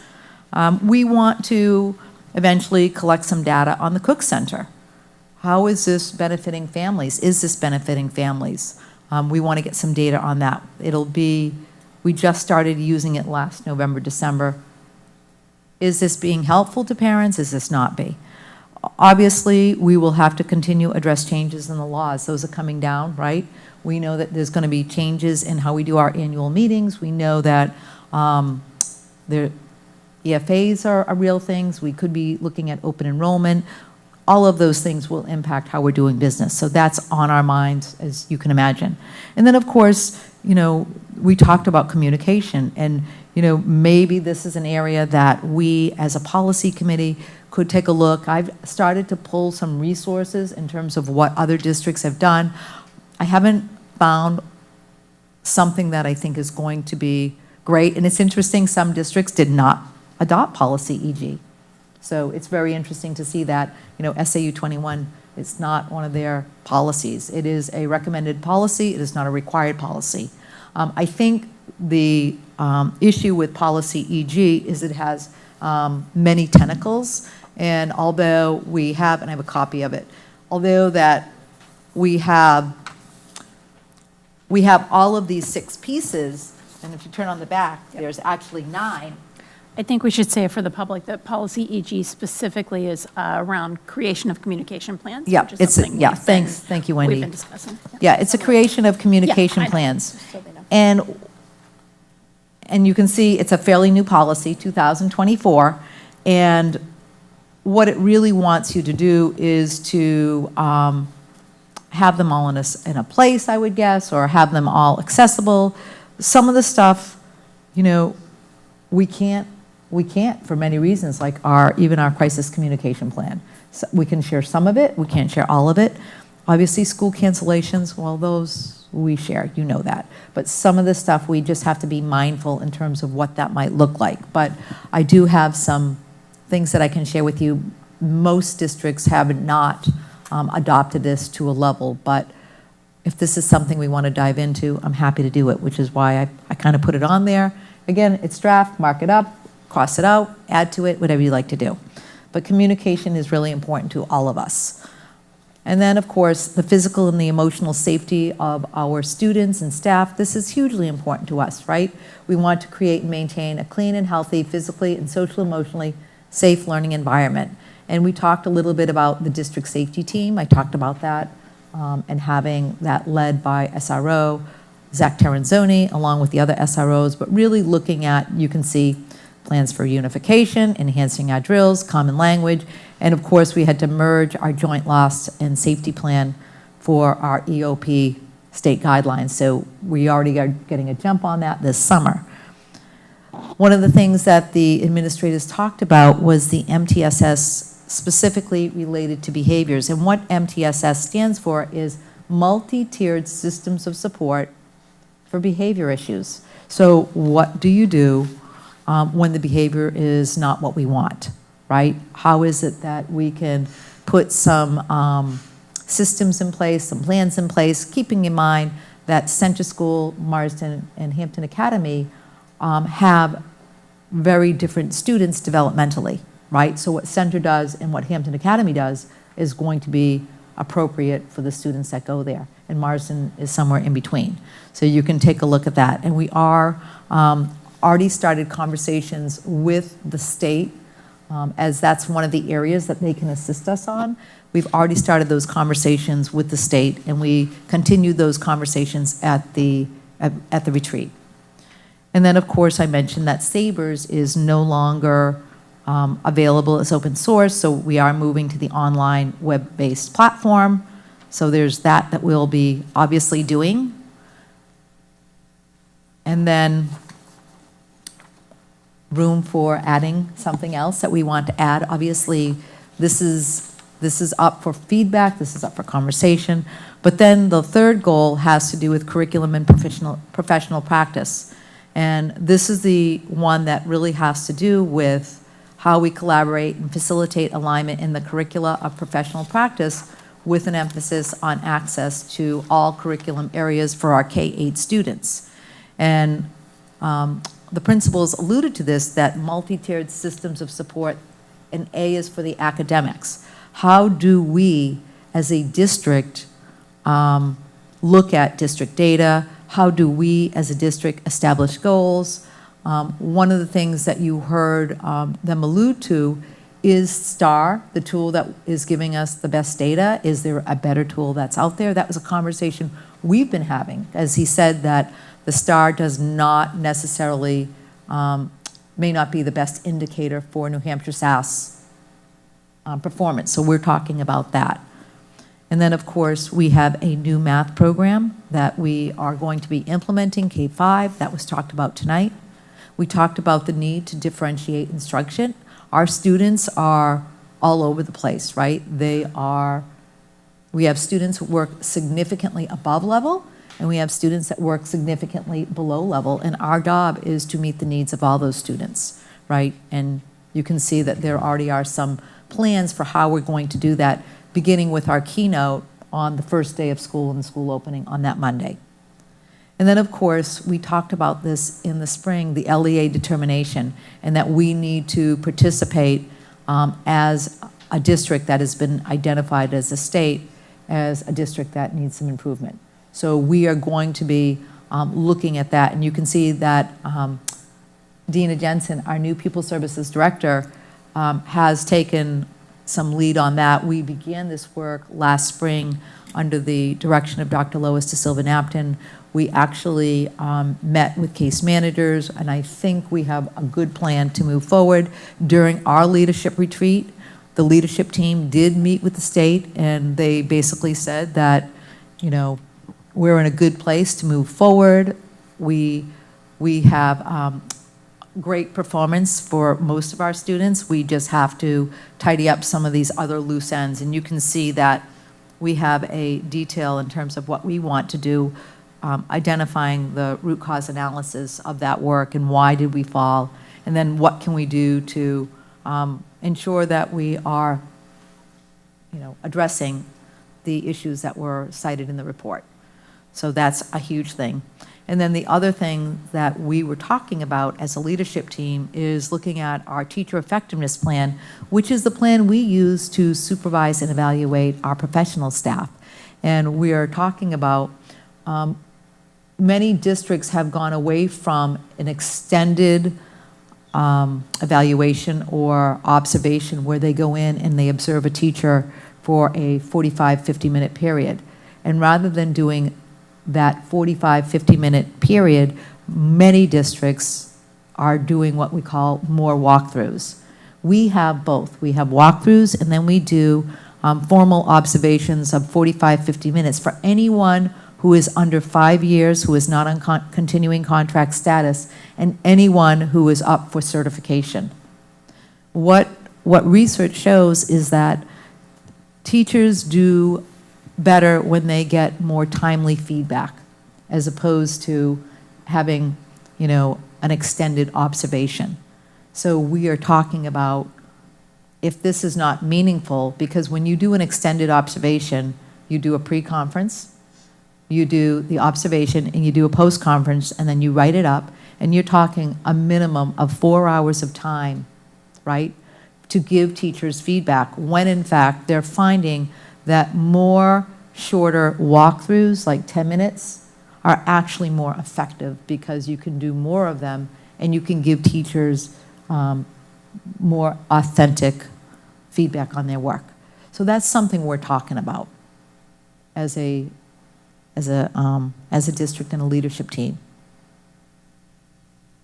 And you know, those are just the things that, as we were working through and we were talking about our work last year, that have kind of come up. And those are the things that I keep track of as we talk and as you talk, so that we make sure we don't lose any of those good things that are important to us. And Wendy, you and I try to talk regularly, and I just want to be responsive to the needs of the board, but also the needs of the community and the needs of our students. So I want to make sure that when we set these goals, they reflect what it is we want to work on. Keeping in mind, there's 30 things on our plate, how much can we do when we can do well? So I just want us to be mindful and really prioritize what's most important.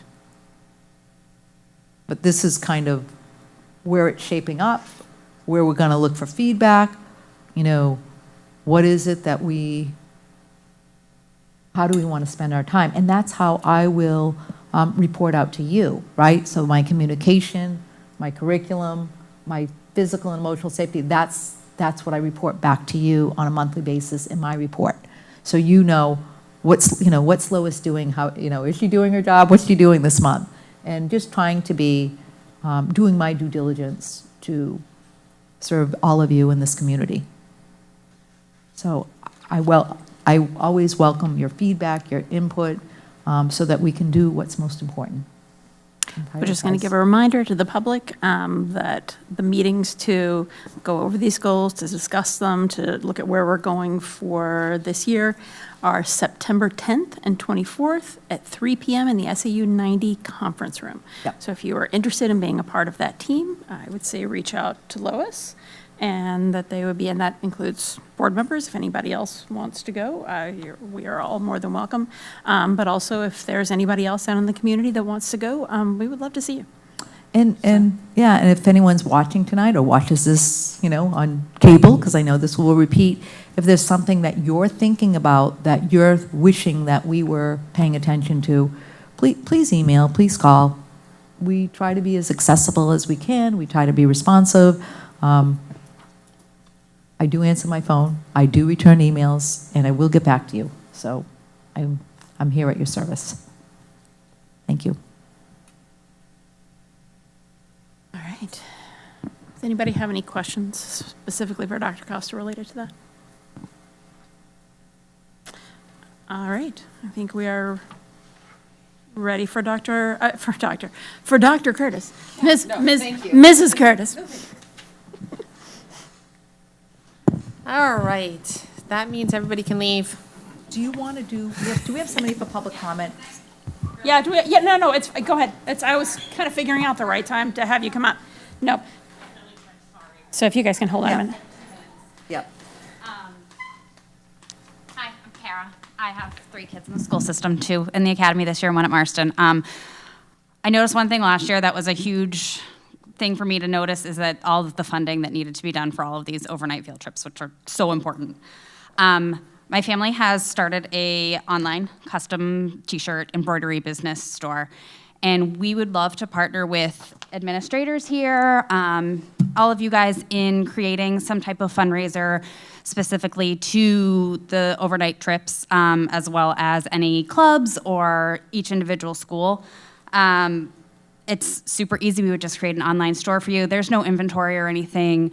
We really want to work with the schools and with, specifically helping out the students and giving back to our community, because I think that as much as this kind of new venture is a passion project of mine, our main goal is to give back to the community in as many ways as we can. So with that, I would love to have a chance to meet with any of you or any of the admins from any of the schools so that we can kind of get this going. We can have a store up and running in under a week, so we would love to chat with any of you. So thank you. That is awesome. Thanks, yeah, Carol. I would say if the principals, there are laws and guidelines around sort of where the money can go, but I think for the most part that our administrators are well aware of those things, and that's great. Yeah, Kara, do you want to give us your contact information, Yeah, name and last name, just so that we have it for the record? Yes. Yeah, I can. What do you need me to speak? You can just Okay. give it to me. Okay, even. perfect. How's that? Want to make your life That's easier? perfect. Yeah, just so that we have it. All right. Absolutely. Thank you. Thank you so much. All right. Okay. All right. Just so that we can have it. Thank you very much. So seeing no one else for public comment, I am closing public comment for this meeting, and you guys can go, and we will talk to Mrs. Curtis. Thank you. Thank you. No, it was a good time. I had been trying to figure out when to. I did not want her to have to stay for the whole thing. Okay, So we just really started the new year. The budget is put in, and there's really nothing in the budget yet. We just started doing some expenditures, not much, but mostly just trying to get purchase orders in that we know of. What we do is we have the budget book, And then we try to go through that budget book once things calm down and make all purchase orders that we know are going to expended, our utilities and stuff, so that we have things encumbered for the year. So that's what we're working on. Some of them have just been rolled over and not completely cleaned up, so some of the things may not be completely accurate in encumbering yet, because special ed is really not, she's part-time, and has just been coming in here and there during the summer to help out. So it's just really just starting to get the accounts up and running. We did do first teacher payroll today, so that's the sign that school is like right around the corner. And then the only other thing is the audit is completed, and I have my final numbers for the DOE 25 that I can give you, and they did not change from my guesstimate the other month. So we have unassigned fund balance that will be going back into the town for tax offset is $250,000. And then assigned fund balance, which is just the 5% retainage that we can keep, is $724,447. And then we still have a committed balance for the HVAC that will be pretty much paid off by the end of this year. So the numbers have not changed. The auditors double-checked everything, and I am good to go to finish that report and have it done by September. We already had an invitation from the Budget Committee, and we will be going to their budget meeting in September. We will also be touring the Budget Committee in September. Anne-Marie Galanis reached out to us, and so we've given them some dates. We'd like to do that before we we go to them in at the Budget Committee, just so they have a sense of programs, what we've done. We'll be able to show them some of the things that are new this year, but yeah, we're already starting to, believe it or not, we're going down that road of planning for budget season. So the Budget Committee would like to, members of the Budget Committee would like to come to our buildings and... We've been doing a tour for the past few years. No, I know you have, but they have already asked to come to our buildings, and they would like to see what the monies have been spent on. Well, Okay. I just think they like to... Which is fine, Yeah, they obviously. I think they just like to tour the buildings so that when we go and talk, they have some background knowledge. Like, some of them have never stepped into our schools, right? So this gives them an opportunity to kind of get a sense of, we can highlight some of the things that maybe they haven't seen. It gives us an opportunity to have them meet some of the principals, or, you know, Aaron Allen or whoever, right? So just to kind of put some names with faces, and just so they have a sense of, you know, when we talk about programming, they might have a sense of what that programming looks like. Like the NEC program, nobody really knew what that was, and, Yep. and how we separated it and what it looked like. And then some of the, like the flooring, we're slowly trying to fix the flooring, so they kind of see what's going wrong and where we're putting our money, so it's not just, I think it's a great experience. Is there a possibility to have, for instance, Mrs. Borg with us, and maybe, obviously, Mr. Harrington, and... Absolutely, because it's usually Mariah Facilities and I, usually- and usually, yeah, Mr. Harrington will be there. Might be good to have Mrs. Borg with us, Absolutely, just saying. yeah. No, we'd be happy to include her, of course. And the special ed, the People Services Director. Yeah, we just try to, I know we try to keep the, you know, no, I don't, it a doesn't matter to manageable me. number, but The more the there's some merrier. critical people that they should hear from, that I believe have some information that they should hear while agree. they are in the building, so. Yeah, we stop by. We purposefully are strategic, and we do bring them by. But Right. yeah, I will But definitely. Mrs. Borg may be one that they need to hear from. So with that said, do you guys want to maybe look at dates? Yes, so I have, wait, I have 3 things before we do that. Okay. Sorry, but yes, So, but other that than is on my that, list. Yes. I do think wanna- I do am wanna done look at because it's dates. really just Yep. the DOE 25 that I'm working on right now. That takes about a week to get completed. So that was one of my 3 things. One thing, school psychologist, were we able to hire a school psychologist for this year? Not at Hampton Academy. Okay. We were not. So. So we're gonna do- I think, Yeah. will we have to? That has to come out of. It has to come out of our budget. That was my actual question. Okay, all right. Budget meetings was the next one. The third one was EFAs. So I did see something yesterday that I believe they are going to notify the schools of students that have been enrolled who are receiving an EFA grant voucher this year. So if they send those to you, I'd love to see those numbers next month on somewhere in your report. No, and it's, it was, I mean, honestly, it was a news report, and so who knows how accurate it was, Yeah. but. I have heard nothing. We might maybe in September get some information, but as of now, yeah. Because, I mean, I think the public isn't aware, they have hit their 10,000 enrollment cap. They will move next year to 12,500, and they will continue moving up 25% every year after that, provided they reach their full number every year. So we will, and how many people move sort of out of our school system will affect our state funding, so. I'm sorry, Wendy, when did you hear that we would be getting the numbers? That it would be in the next, so essentially, the families apply, right? Right. And one of the pieces of information they have to provide is where they have been going to school, Right. if they've been, and so.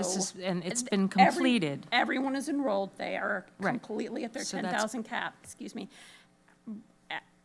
I saw that they were going to be sending that information out to schools in the next week or so, so. And so our schools probably have not, are these parents who have taken their children out of the schools probably have not notified our school that they have taken their children out?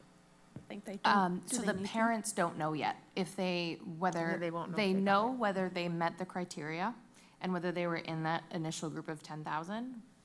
What I was told was September is when the state is going to notify the school, and presumably that's how the parents get notified.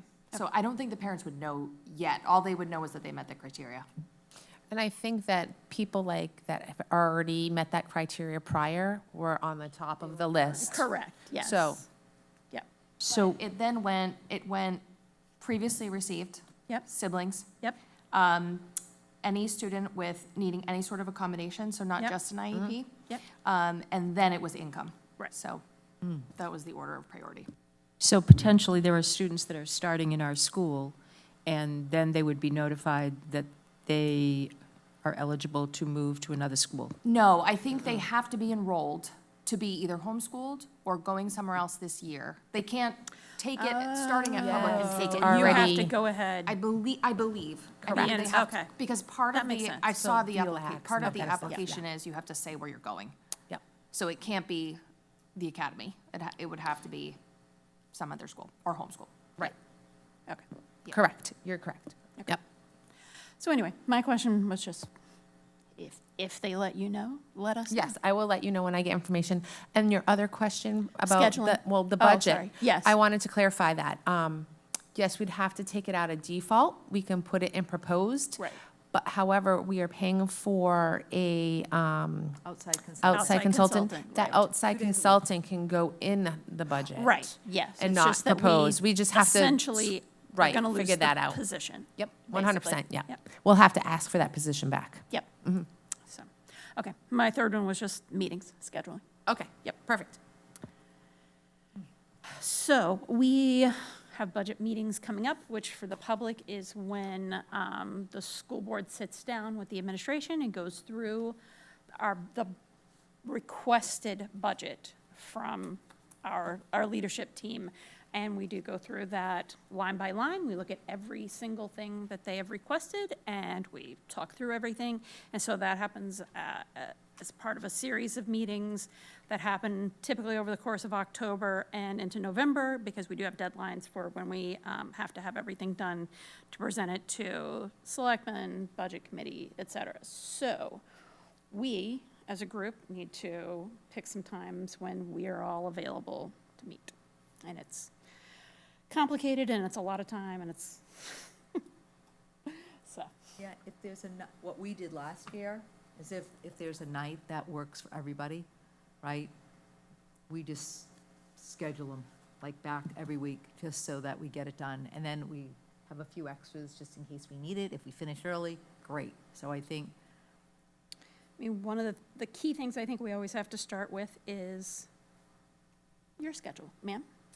So Wednesdays are my Wednesdays and Fridays, and I know you guys want to do Fridays, but Wednesdays and Fridays are my best because I have a second job. So, but those are the best. But if we have to do some Mondays and Tuesdays and Thursdays, I just need to know so I can get coverage. I think we, for the most part, have done Wednesdays. and Yes, some we've done pretty much occasional Wednesdays. Thursdays, but, That work? so essentially, how are Wednesdays for this group? What's that? Okay. Oh, which is fine. I don't think, nobody wants to do Fridays. I love. Okay. There we go. All right. How are That's you great. on Wednesdays? Beautiful. In general, how are you on Wednesdays? You good? So, and you're good? Okay. Mariah, when do you think you can get the books ready? Because that's the So other we piece of have it. to meet with a leadership team, Yep. and we are meeting with them tomorrow, so we can put some dates on the book for them Yep. for, maybe starting the very beginning of September. And then after I get their numbers, it takes me probably about a week and a half to make the books. So if we can get even September, like a couple of weeks with them or back-to-back stuff, it usually takes us 3. Even, we could start probably September 24th, depending when we get the leadership team started, or go right into October 1st. Can we, October 1 doesn't work for me. Can we do October 8th? Yeah, And I am out of town. okay, that's fine. On the 8th? How Sorry, about yeah, we just sorry. go from the 15th all Yeah. the way to November? Yeah, I think that's about when we did it. I think last year we started kind of mid-October. Yeah, And- that's and- perfect. That gives and me got more through it. time. Yeah.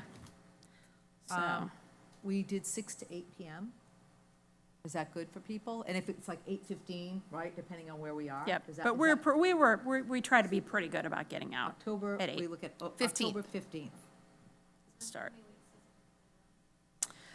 We do 4 meetings, 5 We meetings? try to do, we book 4 to 5, but last year it took us about 3. Yeah, It wasn't terrible last year. we were very efficient.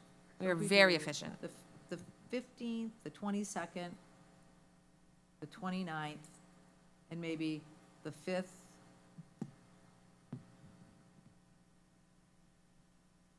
And the 12th. That's fine. So, and then if we're on the 3rd or the 4th night and we know that we're pretty much to the end, we can just stay later. Yep. And finish it up. So the Yeah. 5th, through the 5th then? Yeah, why don't we Okay. put it in through the 5th? And All if right. we can always, if we need to add more, we can. That's fine. 6 to 8? Yeah. And dinner's provided, just so you guys know. 15th, 22nd, and 29th. So we'll get Yeah, those public 15th, too. 22nd, 29th, and the 5th. Yep. Okay. All right. Check mark. That is great.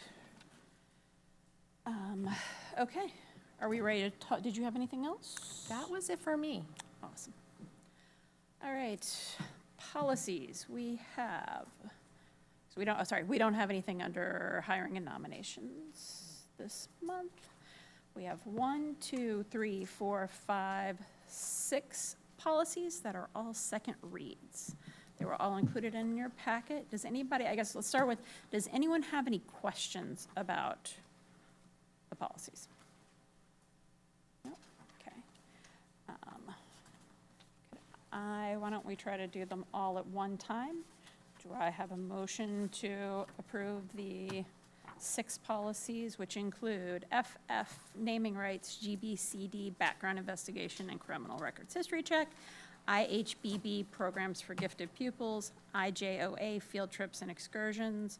Oh, should we discuss field trips and excursions separately? That's a first read, we probably should, because we Okay. have some changes. Yep, you're right, so we will skip that one for now. JLCEA, use of automated external defibrillators, and JLCJA, emergency plan for sports-related injuries, and additional protocols for athletics participation. So we have 5. So moved. Do I have a second? Okay, all in favor? Okay, so those are all set. So we did have an updated copy, so you guys should have like a second sort of loose copy of the field trip policy that had some late changes, so.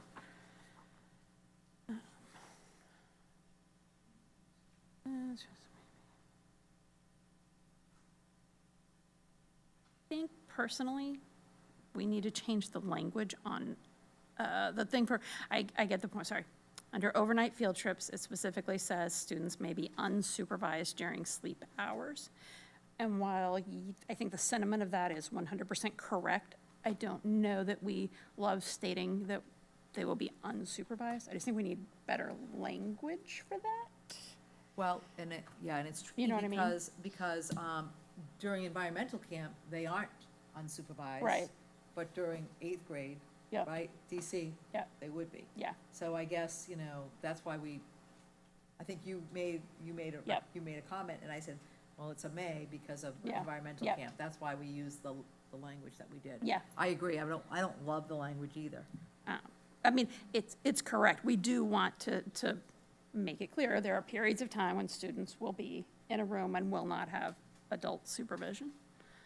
I don't know.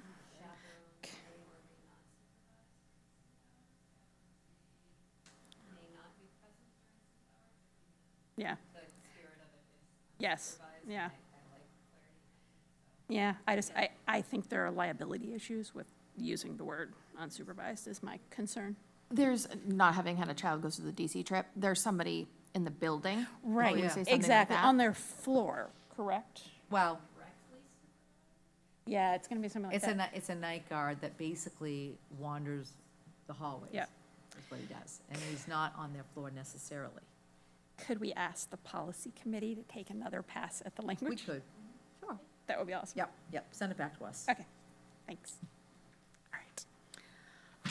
Okay. Sorry, go ahead. Is there a possibility that the chaperones could have a room on the floor where the students are? There is. I don't remember I only went one time and we weren't on the floor with the students, but I think there's a possibility that you can have a room on the floor where the students are. We are. There's chaperones on every floor. Okay, so we could, and we could, Supervised in the room. yeah. No, I understand that. We could but include that in the Didn't you just say language. that they weren't on the floor? There is a chaperone on the floor. Right, okay. And a night guard. And a night guard. that, Specifically for the DC trip, which is different but from. roams, he's not on the floor necessarily, he will circulate, Yeah. So, okay. I would vote if we just take a second pass, and I think that would be, it's fine. I absolutely, Primex could probably help. Is it Primex? It is Primex, and we, Could probably remember, help we with did that. have that handout that we were going to Yep. include with this as well. Yeah, okay. Yeah. All right. Consent agenda, consideration of minutes. We have the meeting minutes of July 8th. That was our regular meeting, and we also have the minutes of the non-public session. Do we want to vote on the consent agenda as a whole? Or does anybody have any questions or comments on the either of the minutes?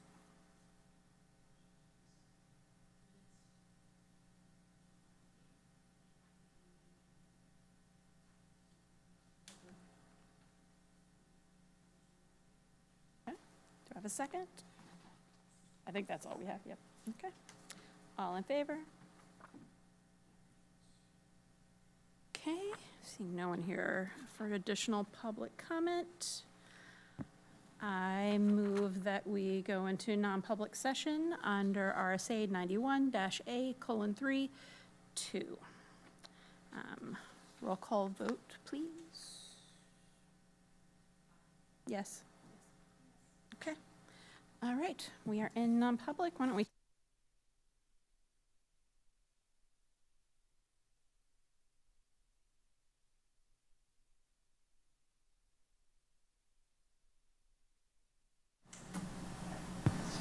We are back.